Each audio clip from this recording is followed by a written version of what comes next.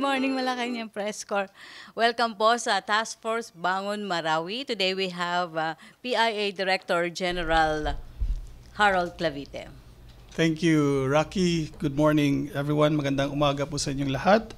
Welcome to another edition of Task Force Bangon Marawi Press Briefing. Kasama natin sa araw nito ang ating Task Force Bangon Marawi spokesperson, Assistant Secretary Toby Purisima, and of course, NEDA Undersecretary Adora Navarro, and OPAP Director Pamela Ann Padilla Salvan. Let's start with some updates. We have some slides to show. Uunahin natin yung forum na ginawa para sa proposed most affected area rehabilitation and reconstruction plan.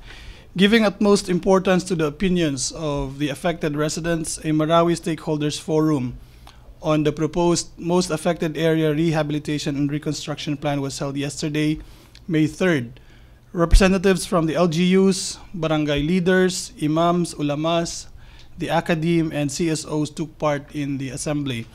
The plan identified public buildings, basic facilities, and structures that will improve access to basic services and boost economic opportunities of the residents of the most affected area of the city of Marawi.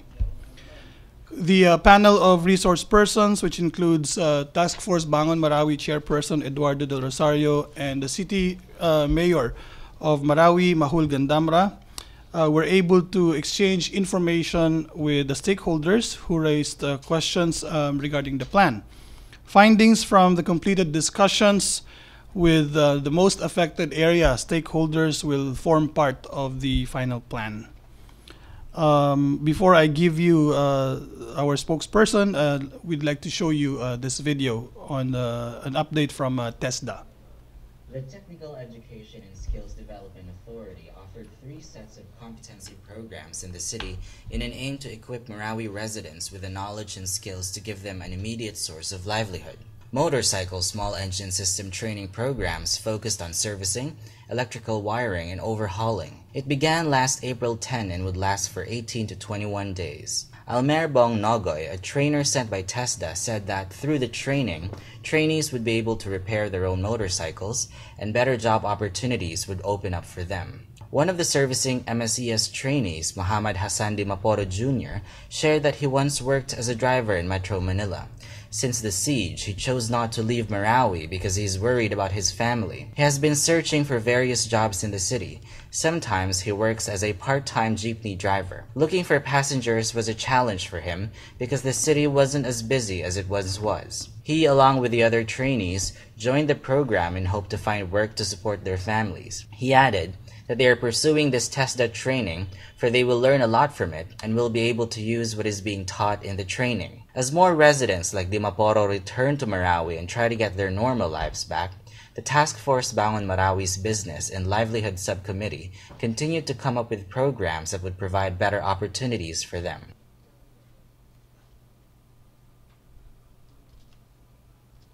Maraming salamat. I now give you Assistant Secretary Toby Purisima for his updates. Thank you. Thank you very much, DG.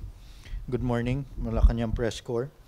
On OPAP's peace conversation, stakeholders of the recovering city have gathered at the Mindanao State University Resort Hotel on 28 April for the second town hall meeting organized by the Office of the Presidential Advisor on the Peace Process. Peace conversation on issues and concerns needing immediate response was the core part of the event. Barangay leaders, displaced residents, representatives from civil society organizations, youth groups, and religious sectors participated and voiced out their opinions, queries, and sentiments regarding Marawi's rehabilitation and recovery. OPAP, a member of the Subcommittee on Peace and Order of the task force, assured that these needs will be raised to government agencies for appropriate action.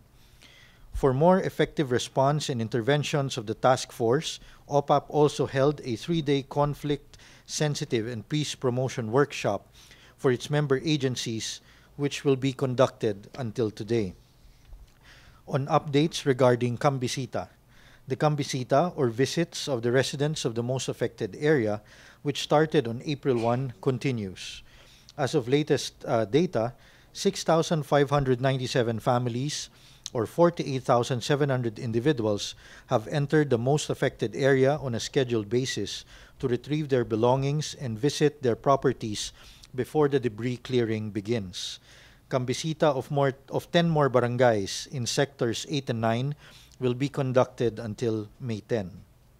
On the Sari Manok Tent City update, 38 tents in the Sari Manok relocation site inside Marawi City have been replaced by their city government after being damaged by heavy rains and strong winds last Saturday.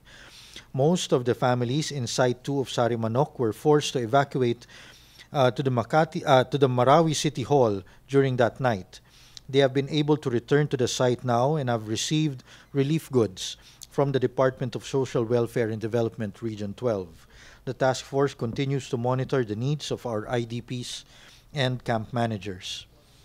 On the People's Day, the ARMM Humanitarian Emergency Action Response Team, or ARMHEART, conducted a special People's Day for the evacuees at Barangay Bito, Buadi, Itoa on April 24. Different social services were provided in partnership with the DOH and AFP, including medical and dental checkups, free haircut, and free circumcision.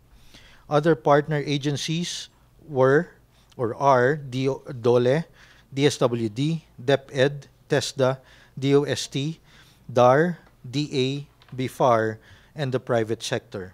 That is all for my updates. Thank you, Saktobi. We'd like to call USEC Adora Navarro. Thank you, Harold. I have some PowerPoint on the Bangon Marawi Comprehensive Rehabilitation and Recovery Program. As a background, let me tell you that this applies to the areas outside the most affected area. The mandate of NEDA in preparing, in coordination with the different government agencies in preparing the BMCRRP is coming from the administrative order which which created the task force Bangon Marawi. It specifically stated there that a comprehensive rehab and recovery program shall be prepared for Marawi and other affected communities. Now, for the most affected area, the framework that is being used there is the executive order that was issued by early this year. The idea is because the planning for the most affected area will take a longer time, and that is why it may entail sacrificing the PPAs or programs, projects, and activities for the areas outside the most affected area if we are to wait for the completion of the plan for the most affected area. That's why we are going to release the BMCRRP ahead of the plans for the most affected area. And as of now, this is the status of the formulation of the BMCRRP, as you can see from the screen. So we submitted the draft in March. That was last March 31, and then the task force Bangon Marawi, through a meeting of all agencies, provisionally approved the BMCRRP last April 12. But that provisional approval is subject to further vetting of the cost of programs, projects, and activities. Right now, the cost is more or less 55 billion pesos. Why the need for vetting? Because there are some PPAs, the assumptions for which need to be verified, need to be firmed up. To cite an example, one project that was noticed by the task force chair himself, Secretary Del Rosario, the land acquisition cost for one component of the housing program. The assumed cost of land is 10 times the going rate, and that is because that's what's being offered by the landowners in Marawi. So you see that there is already a speculative activities as a result of the armed conflict, and as a consequence of the flurry of planning activities. People see some people see opportunities, and that's why there are speculative activities. So we really need all the government agencies involved in the Task Force Bangon Marawi. We really need to further vet the assumptions made in the costing of PPAs or programs, projects, and activities. Now, with respect to the fund sources, so how are we going to fund the close to 55 billion peso PPAs? Government funds, we've committed 10 billion pesos from the NDREAM fund, that's in the GAA, and a provisional 5 billion under the unprogrammed appropriations in the 2018 GAA. Why provisional? Because it will depend on whether the government will have excess revenues, excess collection from BIR and the Bureau of Customs. Regular agency budgets are also sources of funds, and the ARMM also committed some portion of their budget for Marawi. There are also donations from private sector and non-government agencies and other non-profit organizations, and that is being the figure is being monitored by the Department of Finance as the head of the Resource Mobilization Support Group. Official development assistance is another source of fund, and there are pledges coming in. So note that pledges are different from what has been actually committed or what has been approved by the government. There's a process for accepting ODA. Okay, next slide. And the PPAs that so there last March 20, when NEDA held a consultation on the ground, we mentioned 867 PPAs. We showed to the people the details of the 867 PPAs, but what was reported then was NEDA presented the setting up or the creation of an eco zone. So hindi po totoo yun. Napakaraming PPAs in the BMCRRP, hindi eco zone as relayed by some actors on the ground. Now, at present, the number of PPAs is close to 900. So the final figure will still be subject to, or will depend on the result of the vetting by the different government agency members of the Task Force Bangon Marawi. Now, what I'm giving you is a summary of the different PPAs. For example, in the sector, local governance and peace building. So there are PPAs under which are meant to support local governance, the governance structures in the city, in the province, and also in the barangays. And then social healing and peace building PPAs. And then housing and settlement PPAs, for example, PPAs on transitory shelter, permanent housing, financial assistance, home materials assistance, and other financing assistance from government entities, particularly government corporations in the housing sector. Livelihood and business development PPAs include support services for farmers and fisher folks, emergency livelihood and restoration programs for internally displaced persons, capacity building and skills training for IDPs, returnees, and out-of-school youth, tourism development and promotions programs, cooperative development programs. For physical infrastructure, the PPAs are rehab, construction of transport, infra and utilities, construction of social infra, rehab, construction of livelihood and tourism support facilities, and reconstruction or construction of government facilities. Under social services, there are many PPAs here and categorized as provision of educational support programs, provision of cash assistance, and implementation of various health and nutrition programs. For land resource management, the PPAs under land management include activities related to reconstruction of cadastral survey data, lot survey and titling, land use classification, and very important activity, creation of potential land conflict resolution mechanisms and options on the ways forward. And then there are also PPAs under environmental management. Now, what are the ways forward after finalizing the BMCRRP? We will present this for approval. We will present this to the cabinet and get the approval of the president. And after that, and actually, this is already being undertaken, the submission and processing of project proposals for funding under the 2018 NDRRMF.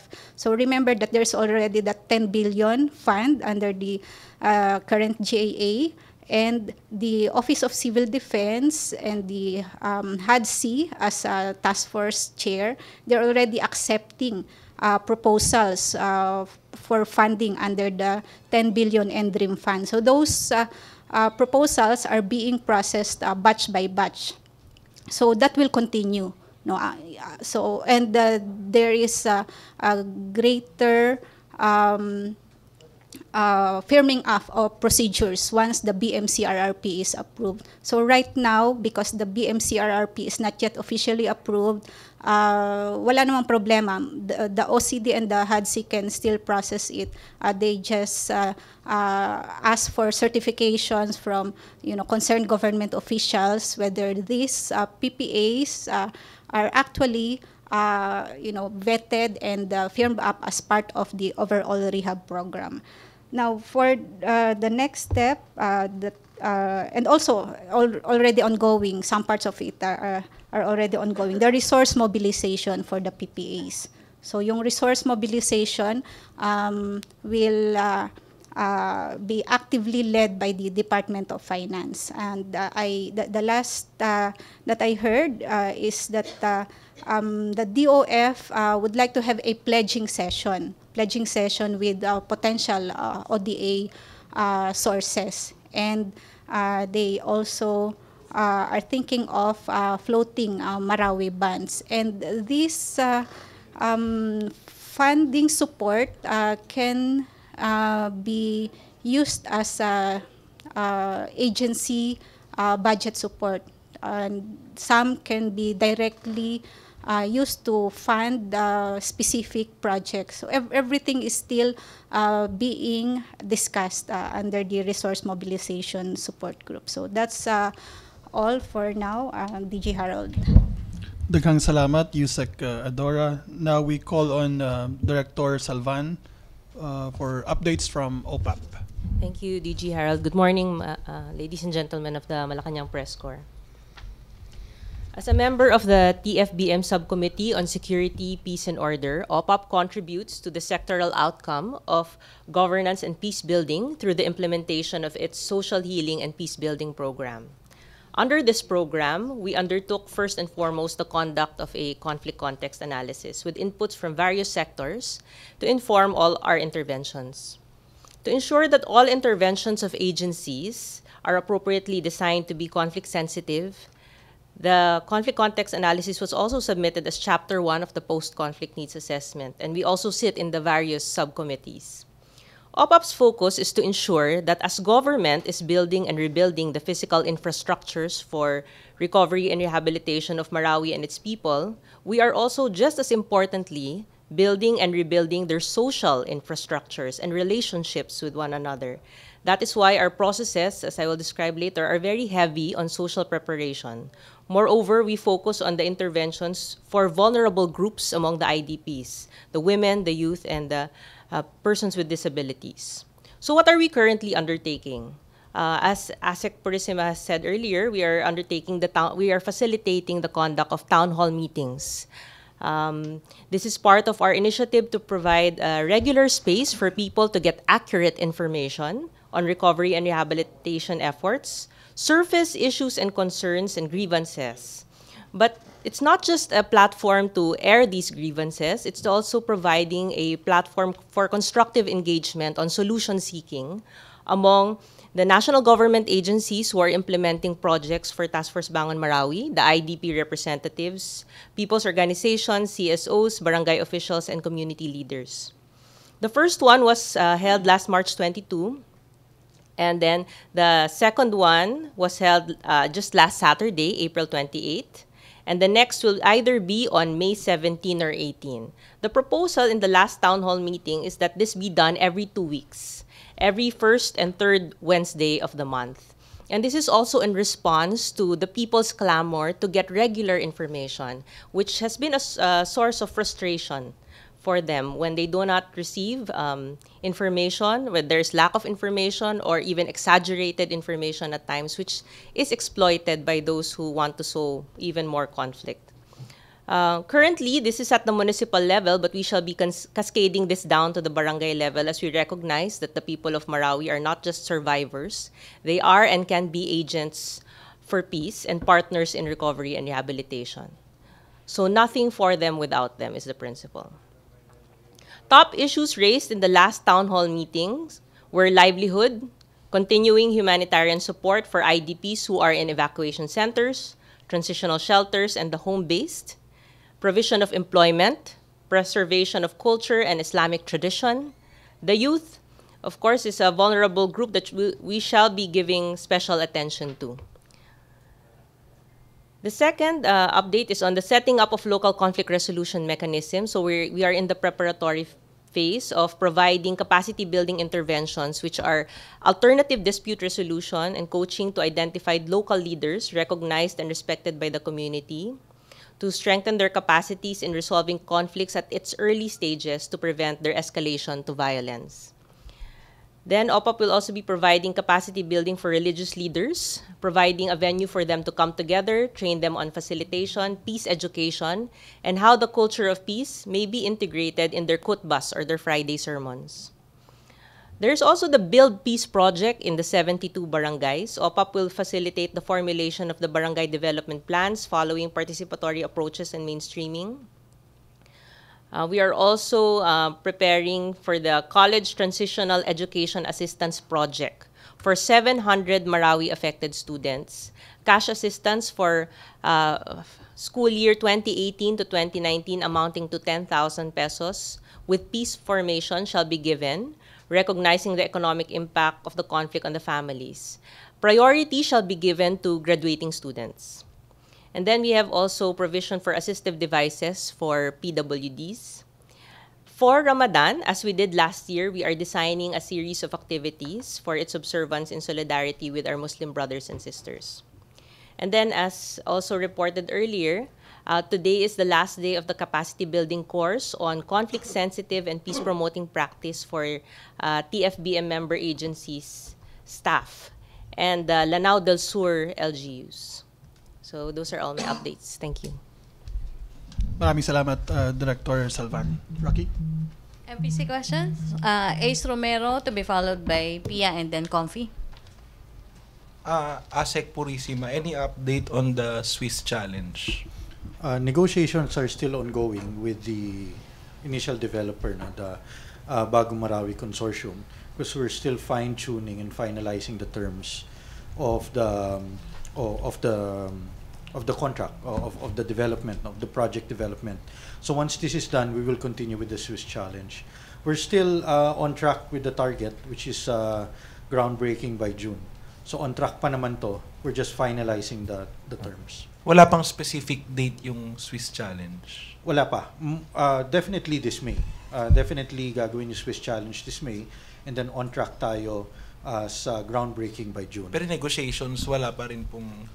tapos na ba yung negotiations? Hindi pa. Kailan matatapos rather yung negotiations? Soon. The negotiations, konti na lang yung inaayos on the technical and legal aspects, and then proceed na tayo with the Swiss challenge.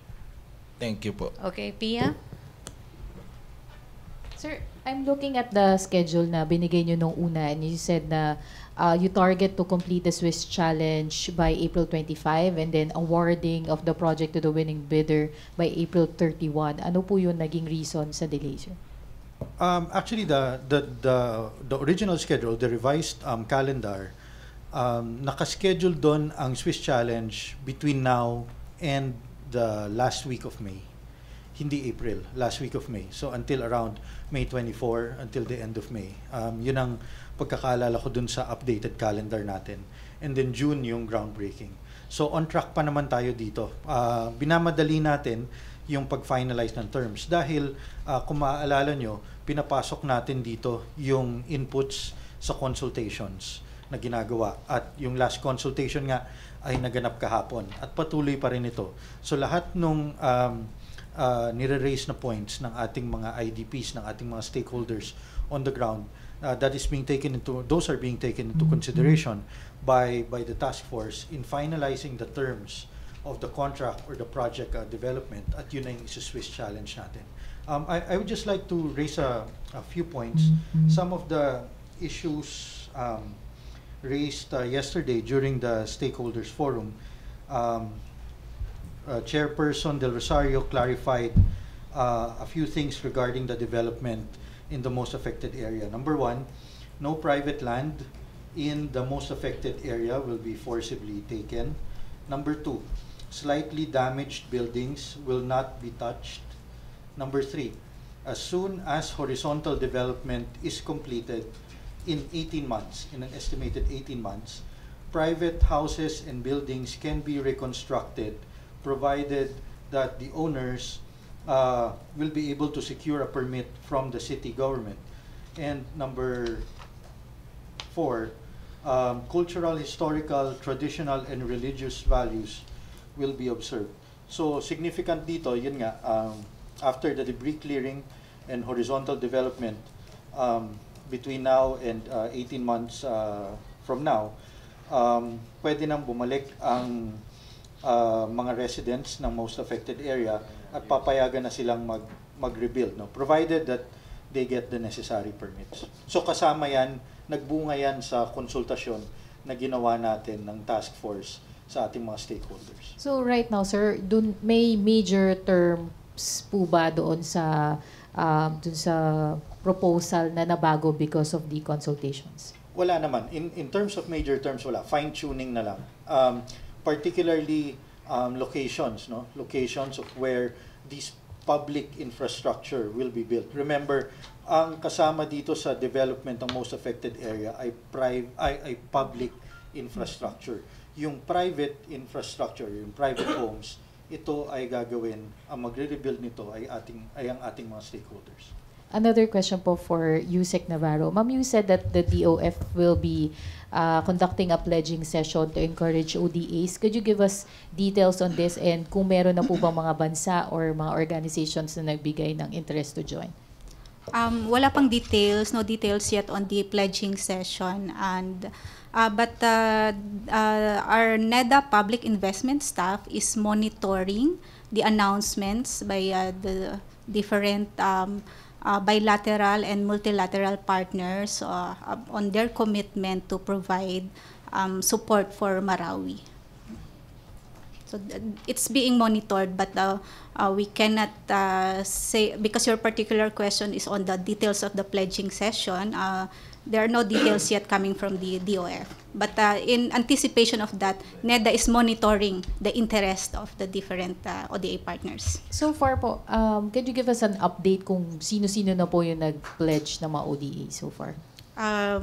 Pledges are based on the list of our public investment staff, US, Japan, China, Spain, Australia, and then on the multilaterals, World Bank and ADB. Now, with respect to multilateral support, I can mention this na because actually there is an ongoing technical support to Task Force Bangon Marawi by the World Bank, and the ADB is also rendering technical support to Task Force Bangon Marawi. They have specialists who are helping the different member agencies of the task force.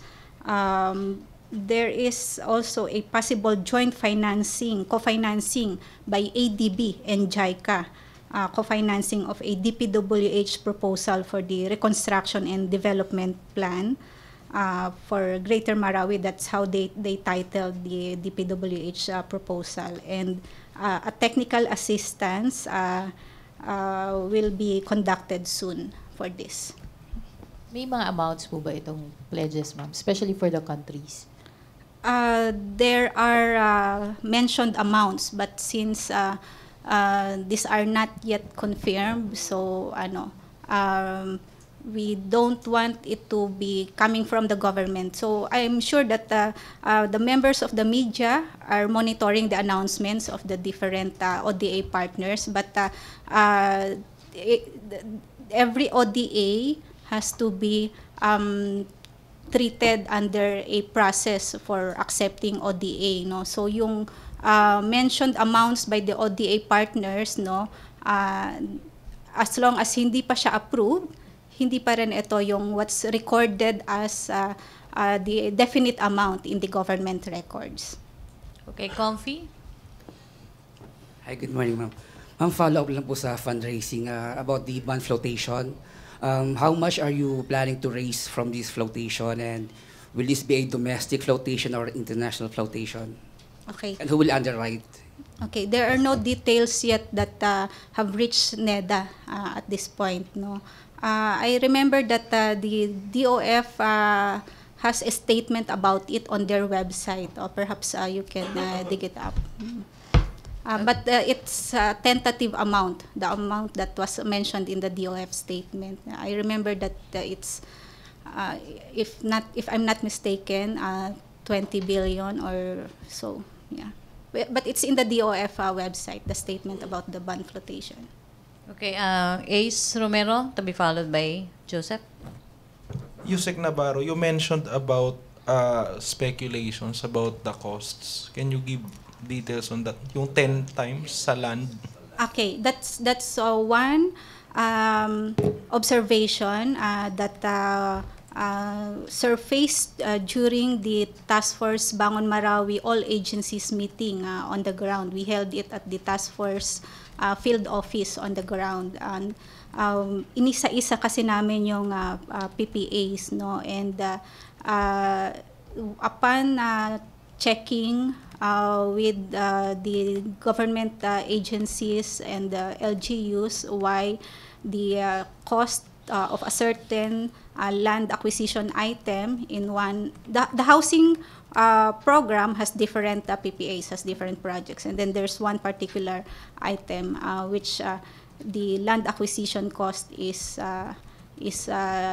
surprisingly huge. And then we learned that it's because the assumption is the land cost is 10 times what was the regular amount before per square meter. So it's just an illustration of the concerns that we're facing in the vetting of the cost of the different PPAs.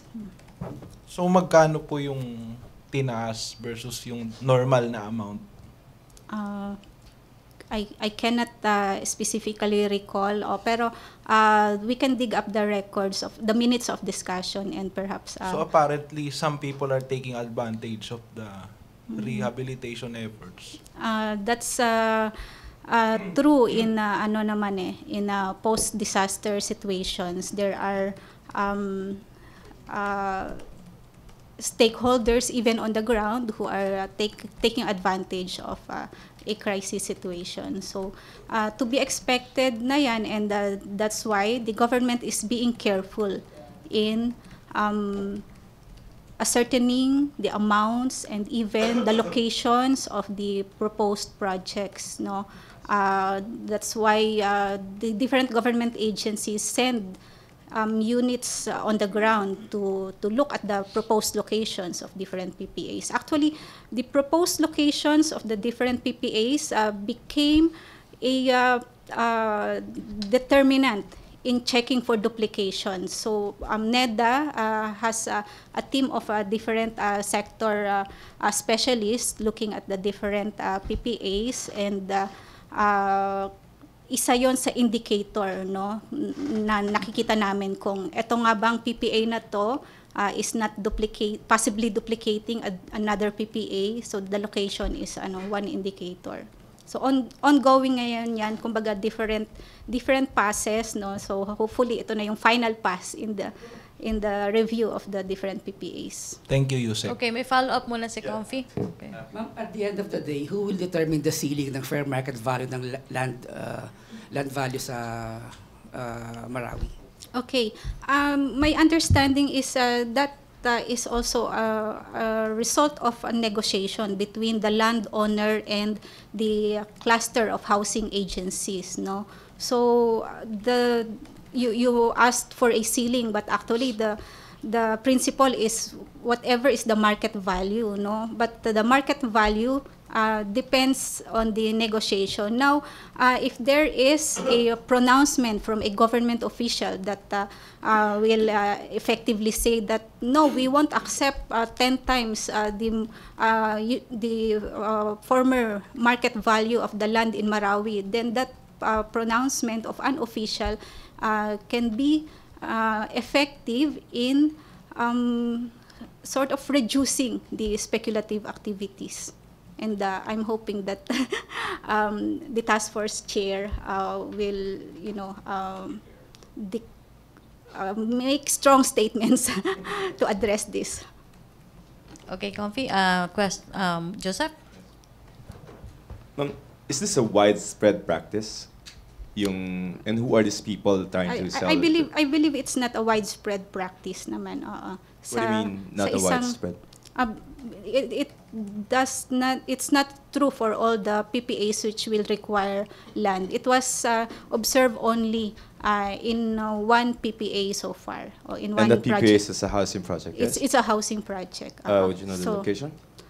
Kasi ang daming PPAs, but this no? one in But particular. we can dig it up later and answer your question later. And But with respect to land, acquisition for infrastructure projects of DPWH, we're not hearing speculative activities naman. So this is just a small, For a housing. For a housing. So, paano yun, ma'am? Would you just relocate the project or choose another location?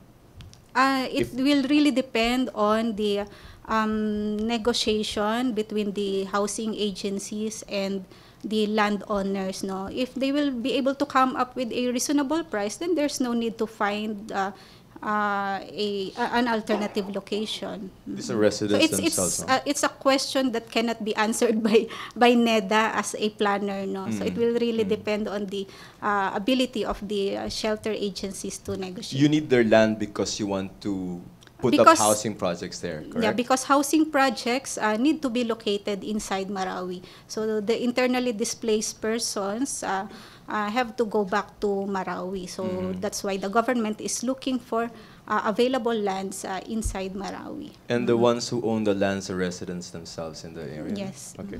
So, okay, as Purisima, you mentioned a consortium. Would we know the companies involved in this consortium? I don't have with me I mentioned it in previous briefings, so I just don't have the list of these 9 companies that compose the Bangon Marawi consortium. No? I can get back to you on that. No? But again, we'd like to clarify na ito pa lang yung initial consortium na napili na kung saan tayo nagne-negotiate. Pero hindi pa to yung final o hindi pa sila yung siguradong consortium na gagawa mismo ng development ng most affected area.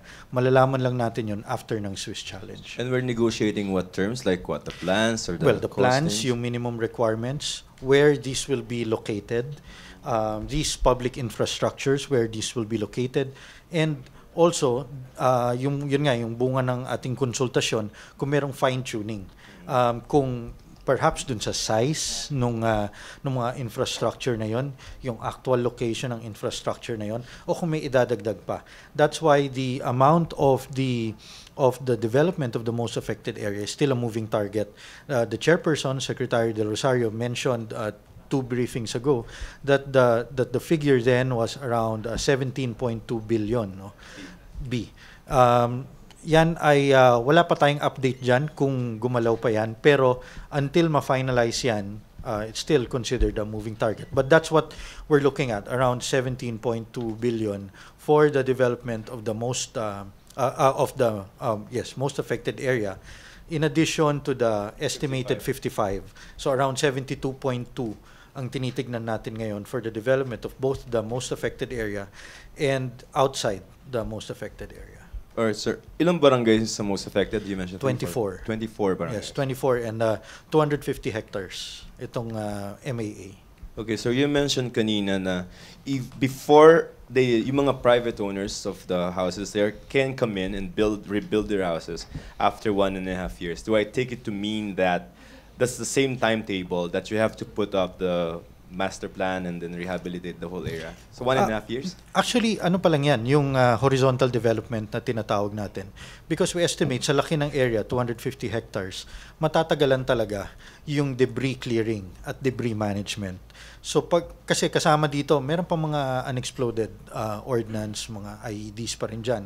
Kaya kasama ito kasi this is really a safety concern for our IDPs or for the residents of the most affected area. No? So kapag tapos na yung debris clearing at tapos na rin yung horizontal development, pwede na silang bumalik at magtayo ng kanilang private properties there, subject to permits and regulations by the city government. Will they receive government help in probably rebuilding their houses? As I understand, a compensation bill is being authored by Congressman Adyong of the 1st District of Lanao del Sur.